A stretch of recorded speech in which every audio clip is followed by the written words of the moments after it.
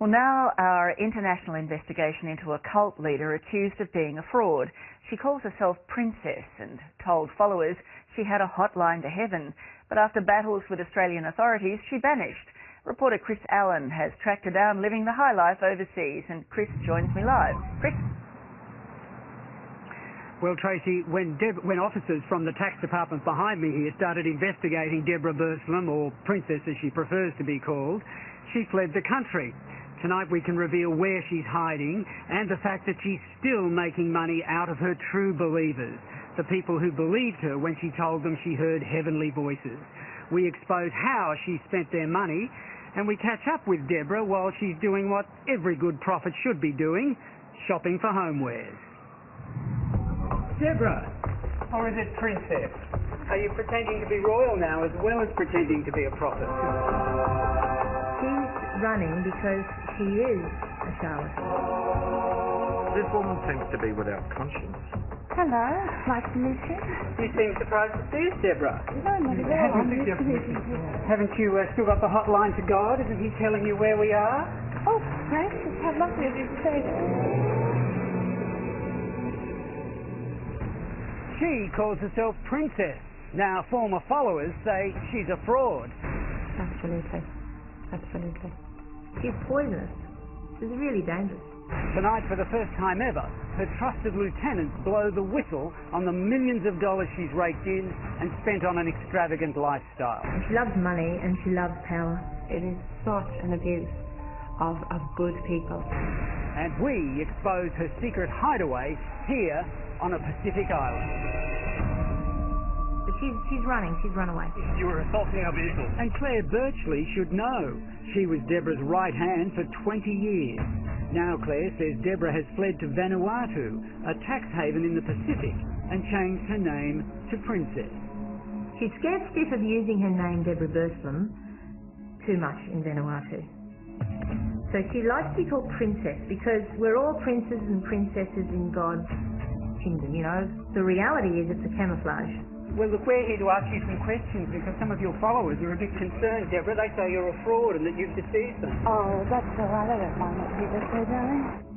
Princess, really? I'm not surprised. Reverend Dr. David Milliken is an expert on cults.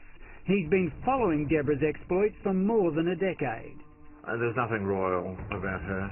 I've met her a number of times, and I find her a small, a rather greedy person. How much money do you think she's taken overall in the last 20 years? A conservative estimate would be at least $20 million of other people's money squandered. Claire says people started giving money to Debra when she first appeared in Helidon, a small town west of Brisbane, back in the 90s. Debra claimed to have seen the Virgin Mary here. Hundreds flocked to see for themselves, and many ended up staying, becoming members of Debra's movement. I never doubt that she hears God. I never doubt that she sees God. I never doubt that she sees and hears Mary, the Mother of God. This was Claire back then, a true believer sucked in by Debra's claims. I believed her, absolutely. I don't know for how long towards the end, I used to be a bit dubious because there always seemed to be a convenient message from Our Lady or from Jesus towards the end, dependent on what she was trying to engineer. She's very good at finding ways of bleeding people of their money. The money was supposed to be for a basilica, a church that would be built on the site. I know one gentleman who donated €1 million to her. Ailish so believed in Debra she moved from Ireland to Australia. I genuinely, up until the day I left, for 15 years, believed that there was a bank account somewhere where all the fundraising and all the events that we carried out, that all this money was being saved for the building of a basilica. Because that was the reason we joined in the beginning. They say that you've invented this just to make money, Debra. Is that the case? They say you've made over $20 million. Is that the case? Don't push me. These are questions some of your dedicated followers would like answered, Debra. Or is it Princess? So how did Debra make money? There was a number of devices used. A lot of multi-level marketing companies were involved. She'd get us to sign up to Herbalife or New Ways, or and these are all great companies. They are. But she was using her followers to buy her products. Yes. As well as flogging her followers' products, Claire says Debra expects them to pay 10% of their income and gift money as well. Then there was the dodgy gold bullion scheme, which saw followers invest thousands, not realising that their profit was pocketing a commission on every dollar. We think at least $1.8 million was collected from the people in the movement and handed over through Debra's hands to Global Bullion Services. These documents confirm Debra was receiving a commission and she had a bank account in the Bahamas. It went on for 3 years before the scheme collapsed, and Claire says all the followers lost their money. So Debra?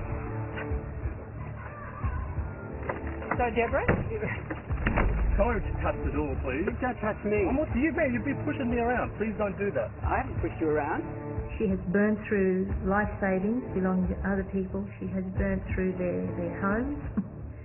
She has chewed up decades of their lives. And she did it in style. These pictures reveal for the first time no expense was spared decorating her Queensland home, which she still owns, and the house she owns in Spain. Claire says she'll only drive in Mercedes, of which she has several, and she enjoys 5-star jet setting. She travelled first class. We assistant plebs to be found somewhere stuffed in the tail fin. And what was her justification for travelling first class? She could pray better. It was all about prayer. And are the followers aware of the way that she lives in comfort, that she travels first class? Absolutely not. Absolutely not. Ailish says Debra flew to Ireland 10 times to recruit followers. Debra recruited 11 families and 22 single people. Now, out of those 11 families, 4 family groups then emigrated to Australia, and some then on to Vanuatu. And then out of the 22 singles, 10 of those were married off in arranged marriages. So she organised sham marriages so people could stay in Australia? Absolutely. Okay, you know, we're really anti-Christian. I go, yeah, sure, we've heard all about you.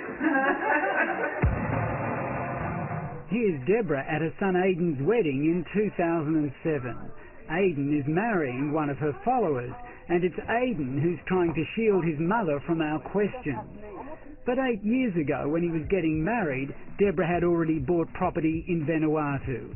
Claire Birchley says the tax office was chasing Debra, demanding she pay $5 million in unpaid taxes and fines. While Debra took cover, Claire says she helped negotiate a settlement with the ATO, which saw Debra pay just $400,000. And why did she go to Vanuatu? Oh, well, because of the ATO. See, that excuse worked really well. You know, the Beastie Boys were after her, and isn't it terrible? And a prophet is never accepted in their own country, and I must go away. I mean, she was a hero. We used to call her Sister Debra before Princess came into being. We used to call each other brother and sister. So it was a case of poor Sister Debra. There she is, having to move to another country, and all of this she's doing for God. And the terrible paradox is that she says that she is representing the teachings of Jesus. Jesus was a man who loved the poor. Debra preys on the poor and takes their money and destroys their lives. So she should be stopped. Why won't Debra answer our questions? We'd just like to know what's going on here. Where's all the money gone? They say you spent millions on yourself, Debra, and none on them. What happened to the basilica, Debra? Why didn't you build the basilica? Where is it? Sir, please step back. Where has please. the money gone, Debra? Step back. Where has the money gone? Step back. Down there is Debra's secluded compound. It's a large estate tucked away at the back of Port Vila, the capital of Vanuatu. Claire says when she bought this place, the first thing she did was build a large wall right around it, complete with a security gate and surveillance cameras. Then she spent over $1 million refurbishing the place to make it a home fit for a princess. I've refurbished lots of homes on her behalf. All of that money came from Australia. It either came from her farms here, the income that the farms were producing, and it came out of the pockets of the people who come to prayer on weekends and would tithe and would gift money to her. So none of that money was really hers, it was all other people's money. Yes. We'd just like to ask some questions. Yes, but you're in our state. These are people who've done your books, Deborah. They know. Why are you hiding in Vanuatu? Excuse me, sir. Why are you Step back. hiding? You are insulting our vehicle. Why Step are you back, hiding in are insulting our Vanuatu, vehicle. Deborah? Can you explain that to us? From the ground, this place looks more like a prison than the home of a prophet. There's the big blue gate here, the security camera, the high walls with the glass on top. And we've been told by former members that only servants and the true believers are allowed inside. In fact, they tell us that Debra charges the true believers $200 a night to stay here when she holds one of her regular retreats.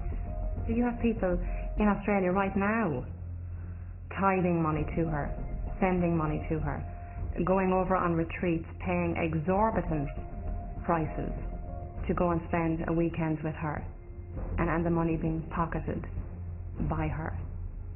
It is such an abuse. It is just shocking. These people take out loans to go on these retreats. And they still believe that she's trying to build a basilica. They still believe that she is the prophet. Debra and other cult members have been buying up businesses in Vanuatu, while former followers claim a company associated with Debra has been paid hundreds of thousands of dollars by the Australian government to build roads here. So this apparent tax dodger seems to have benefited from money paid by taxpayers back home. Well, of course we should be angry. Good grief. I think there's nothing worse than someone who uses the faith of good people in order to meet their own ends. Where's the money going, Debra? Where's the money going? Where's the basilica?